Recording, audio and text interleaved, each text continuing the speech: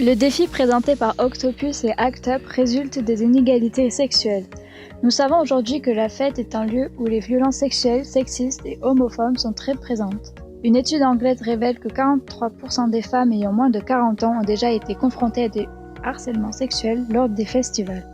Pour les actes homophobes et transphobes, c'est une hausse de 36% des agressions entre 2018 et 2019, avec 1870 cas recensés.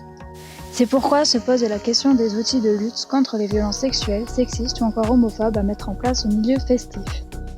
Il existe également des zones où les LGBT ne sont pas acceptés, ceci est inacceptable. Nous allons laisser les commanditaires se présenter. Excusez-moi. L'association, la fédération, elle a plusieurs missions. Une première mission de représentation de la filière professionnelle des musiques actuelles et de représentation en termes politiques. Elle a un rôle de pôle ressources et accompagnement des structures de musique actuelle. Elle a un pôle formation aussi, donc elle va proposer des formations longues et courtes dans le domaine des musiques actuelles. Par exemple, on a une formation par compte d'artiste pour les musiciens et musiciennes qui veulent se professionnaliser.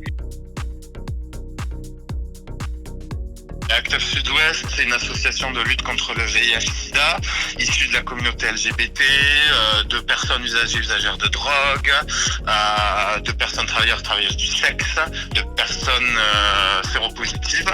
L'asso, elle a été créée en 1991 ici à Toulouse.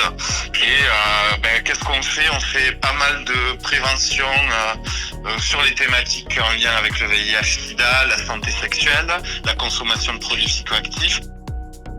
Maintenant, nous allons présenter les solutions envisagées. Nous avions donc pensé à un pack solidaire qui permet d'assurer une protection optimale des participants d'un festival à l'aide d'un site internet et d'une application. Ce pack solidaire contient une formation du personnel, un numéro de téléphone, une carte du festival avec les caméras de surveillance. Il possède également pour les participants des gobelets avec couvercle à message pour sensibiliser, des t-shirts, des bracelets avec le numéro de téléphone et une carte du festival. Enfin, nous avions réfléchi à une communication spéciale des festivals sur les réseaux sociaux avec des posts et stories réguliers ainsi que des bannières dans le même thème afin de rassurer les participants sur la sécurité du festival.